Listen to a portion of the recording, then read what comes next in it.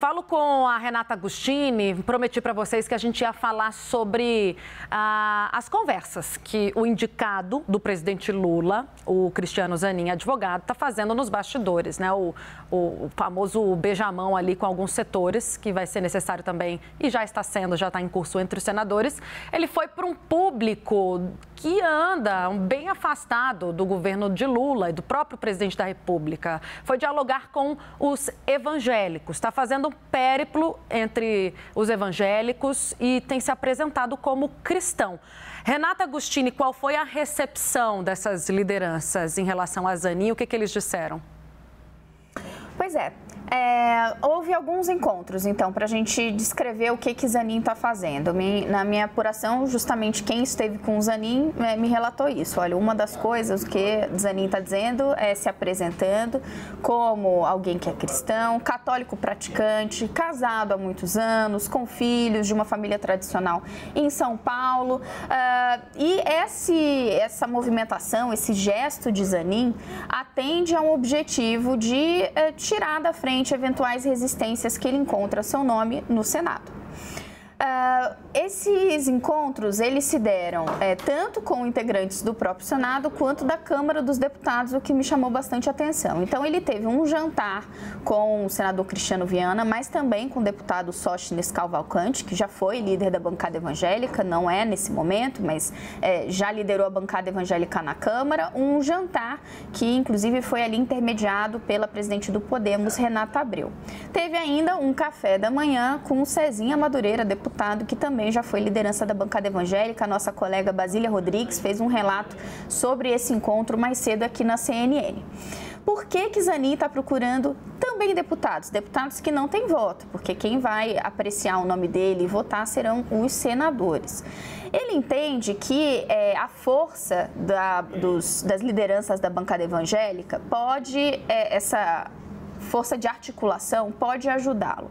O que ele falou para esses parlamentares? Que ele está querendo se colocar à disposição, que ele entende que há temas caros ao segmento evangélico e que sobre esses temas, especialmente da pauta de costumes, o entendimento dele, ainda segundo o relato que me foi feito por quem esteve com o Zanin, no entendimento dele, cabe ao Congresso debatê-los e não ao Supremo Tribunal Federal. Veja, um parlamentar me disse, ele não foi específico, ele não falou ali exatamente sobre aborto, sobre drogas, mas nós entendemos que ele estava fazendo referência a isso, o que é uma sinalização positiva. Vamos lembrar, gente, esse tipo de assunto para os parlamentares da bancada evangélica, ele é extremamente importante, eles costumam sempre se posicionar, tanto para inviabilizar que projetos que liberem o aborto ou que debatam mais profundamente as drogas no país, eles vão à frente. Por isso, essa indicação de Zanin de que ele entende que não cabe ao Supremo Tribunal Federal, mas ao Congresso, foi vista com bons olhos. E o que Zanin pediu, então, se ele estava conversando com gente que não vai votar nele, não somente, mas também, que esses parlamentares possam ajudá-lo a mapear eventuais resistências no Senado. Então, se eles entenderem, esbarrarem com colegas que apontem ali resistências, que o ajudem a fazer esse meio de campo, para que ele possa, então, se colocar e lá explicar a posição dele. Achei muito emblemático um relato que me fizeram de que ele disse, olha, não é porque eu sou um indicado do presidente Lula que eu não vá ter uma boa entrada com o segmento evangélico. Achei curiosa essa elaboração que me relataram, porque já parte de um princípio que seriam necessariamente opostos, né? Mas na prática, o que eu tenho escutado é que essas conversas estão sendo muito bem recebidas, que se o segmento, né, como eles falam, né, os segmentos, se o segmento evangélico não vai fazer uma campanha aberta, vai sim se colocar disposto a ajudar. Basília Rodrigues, mais cedo, trouxe uma fala, inclusive, de Cezinha Madureira, no sentido de que via, assim, com bons olhos a indicação de Zanin. Então, a gente tem, eu acho que nesse momento, tranquilidade para falar que esses movimentos de Zanin em relação aos evangélicos está rendendo frutos e a fala dele está sendo bem recebida. Obrigada, Renata. Eu tenho o Leandro também sobre esse assunto, ou giramos? Tem o Leandro, cadê ele? Lê, vem cá. Opa! Estava te procurando no telão. Parece que estamos distantes, mas estamos lado a lado. Não conta a mágica da televisão, você está em outro lugar, você está bem longe. Ô, Leandro, eu trago também, a nossa colega, a Raquel Landim, também tinha trazido alguns apontamentos que foram feitos durante essa conversa com as lideranças, que me chama a atenção, porque muito desses assuntos, quando ele ainda era uma possibilidade, embora, né, sempre tenha sido despontado como o número 1, o plano A do presidente da República, alguns movimentos de esquerda, alguns grupos de esquerda que apoiam o presidente da República colocavam isso em questão, que não sabiam exatamente e duvidavam muito, né, de que ele estaria alinhado com o que pensa o PT e a esquerda brasileira em relação a alguns assuntos, né? Por exemplo, aqui a matéria da Raquel fala de abortos, drogas e casamento entre pessoas do mesmo sexo. Nessa conversa, ele já joga para o Congresso Nacional, diz que é competência do Congresso, né? Mas esses assuntos também, né, Leandro, não tem quem tá... Embora haja esse questionamento daqueles grupos de esquerda que não o apoiavam, não é bem ali o que deve liderar a discussão, né, sobre a competência ou não de um indicado para ocupar um cargo no Supremo Tribunal Federal. O que você tem de análise sobre isso?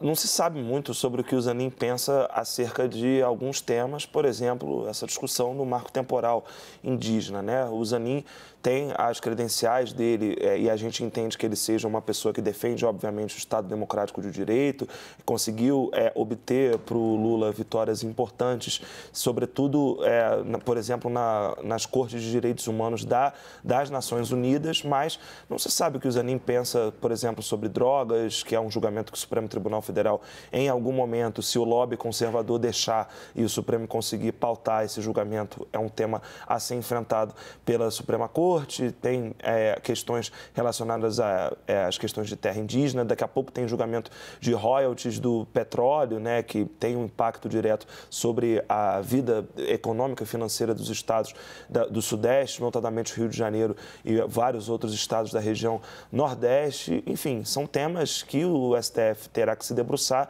e sobre os quais pouco ou nada se sabe de como o Zanin vê isso, né? Agora, a ida dele, né, que a Renata nos conta aqui, conversar com evangélicos, enfim, é parte do que é o Brasil, né? Da necessidade de você prestar ali a determinada religião e se colocar como uma pessoa cristã, como um atestado ali para determinado segmento que tem uma influência grande, sobretudo sobre o eleitorado e sobre a opinião pública, né? O último ministro a entrar na Suprema Corte é um ministro cuja principal característica alardeada por quem o indicou, o ex-presidente Jair Bolsonaro, era o fato de ser terrivelmente evangélico, né? Como isso sendo um garantidor ali de que ele era capacitado para estar no Supremo Tribunal Federal. Isso foi com o André Mendonça e o Zanin agora faz esse périplo que se torna, pelas circunstâncias do país, necessário para que, enfim, a candidatura dele